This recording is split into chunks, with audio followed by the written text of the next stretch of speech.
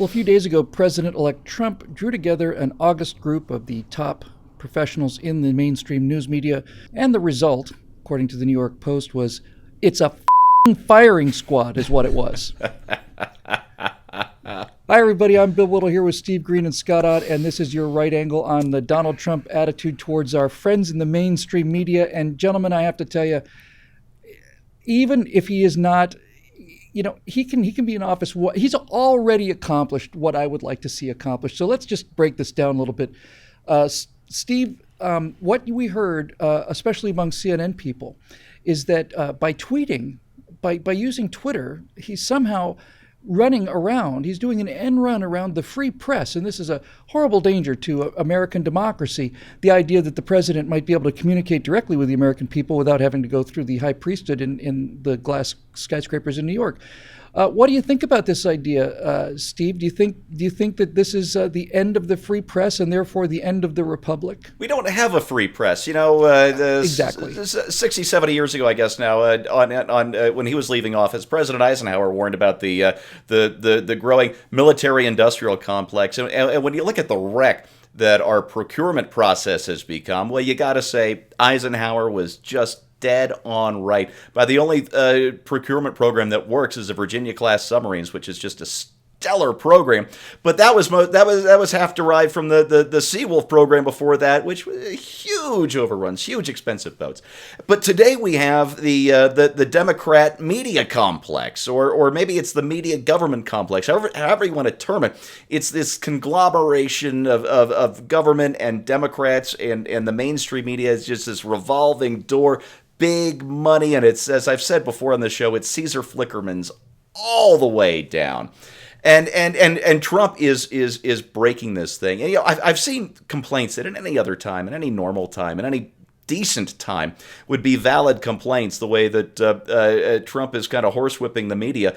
But I don't worry about it. 'Cause, when Obama was sworn in, you had all the, you remember all the halo pictures where I do. Oh, yeah.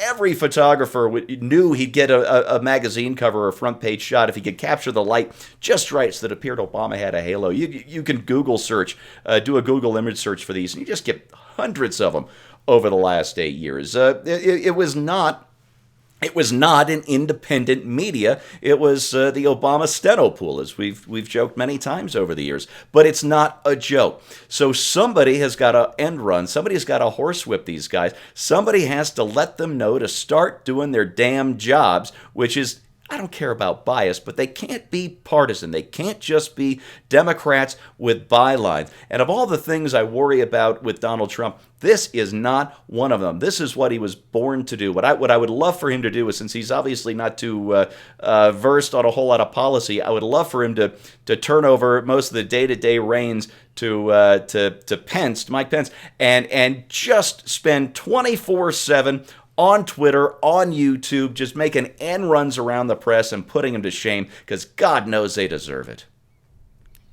Well, Scott, the whole purpose of the news media, the free press, so to speak, was the ability to tell the truth to the American people. That's the immune system that keeps the republic functioning and weeds out the dangerous and corrupt and all the other of this nonsense. But we know now, certainly without any question, especially after this last election, that this is not only not an unbiased news media, it's not just a partisan news media. They're in the news suppression business. They're a bunch of hysterics, basically, who did everything they could to drag that carcass across the finish line, and they failed, and they're terrified.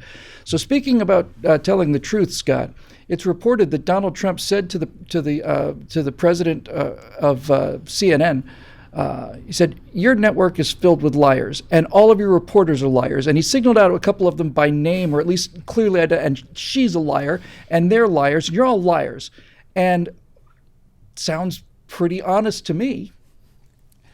Well, a couple of things. First of all, your description, I know you were quoting the New York Post of this meeting as an effing firing squad. Let me just say, you keep using that word. I do not think it means what you think it means. Then I just feel sorry for these people. I mean, he gathers this room full of basically senior citizens and then goes off on these poor people. This is like, I mean, Donald Trump was like a guy standing in a retirement home just shouting at people because they keep soiling their beds. I mean, this is Do you see the picture of Wolf Blitzer? He's 106 years old. You got to go easy on this guy. The other thing is Donald Trump's Twitter account has 15.7 million followers. That's at Real Donald Trump, okay? Now, when he inherits at POTUS, the Twitter handle that he'll have as president of the United States, he will actually take a step down in the number of followers. The presidential Twitter account does not have as many followers. It's like 12 or 13 million. I forget what the number is. And half of them are eggs. Yeah, that's right. They're all fake. So, he, in many ways, has more power to communicate a message in a format that people are more likely to read because it's 140 characters instead of, these long stemwinder essays that the New York Times writes. So in many ways, he's more powerful than the media already. Now, all of that said, as much as I love seeing powerful people like the mainstream media getting their comeuppance, I do have some concerns about the way this is being conducted, because he's meeting behind closed doors with these people and essentially flexing his muscles and sending a signal that their dissent to him is unacceptable. Now, I think that their dissent is unacceptable because they're just wrong. But for somebody who is now clothed in the garb of the president-elect of the United States to be able to gather them behind closed doors and essentially fire a shot across the bow and say, look, you people want access in order to report the news about the White House. You're not going to have that access from me. And I'm going to make it very clear to you who's the big cheese here. Now, you'd say normally, if you saw that in a movie, Bulworth doing that, his routine, that's fine. But when you have the actual president of the United States in essentially squelching dissent in the media, even if you disagree with that dissent, I have some serious concerns about that. Well, Scott, we already know that CNN was reporting nice news about Saddam Hussein to keep their access to Iraq. You're not suggesting we'd have anything like that, are you? Well, apparently they may have to do that. They may. They'll bring back Bernard Shaw and put him under a coffee table reporting from the White House. I miss Bernie Shaw. Yeah. Well, here's the thing, folks. Scott's argument would be exactly the right argument if this was indeed a free press and if this was indeed an objective look at the foibles of people in power and a serious attempt to root out their corruption. But that's not who Donald Trump took to task. That's not who he thrashed severely. It's not who he humiliated, and it's not who he put in front of a firing squad. He put a bunch of partisan hacks who knew as well as we did all of the details of the Hillary Clinton email scandal, all of the details of the Clinton Foundation corruption, and not only swept it under the rug, but made any criticism of Hillary Clinton, simply pulled the plug of them on the air. A reporter says something even halfway critical of Hillary Clinton, and looks like we lost the feed. So I don't think these people have the respect that Scott wants to ascribe to a free press, because they're not a free press. Bill, let me add to this. They have every right to be as incompetent and biased as they are. This is the United States of America, where you can be a jackass in public with no information and pushing an agenda and saying anything you want. The problem I have is prior government restraint upon free speech.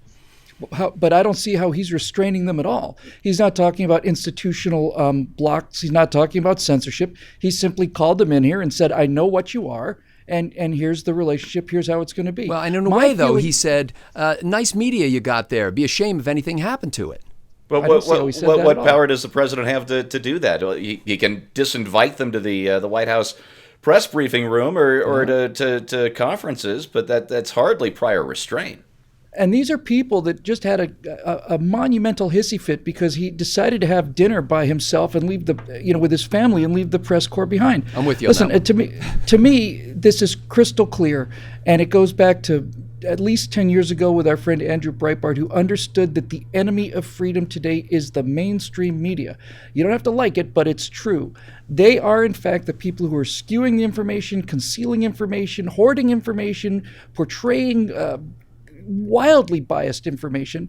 Trump has got some people that aren't working, so now there's chaos in the transition team. If that had been Barack Obama, it would have been Obama cuts the Gordian knot of administrative. No, you cannot run a democracy with people who claim to be objective and who are not. So as far as I'm concerned, this is in fact the most wonderful thing that Donald Trump has done, and I hope he continues to do.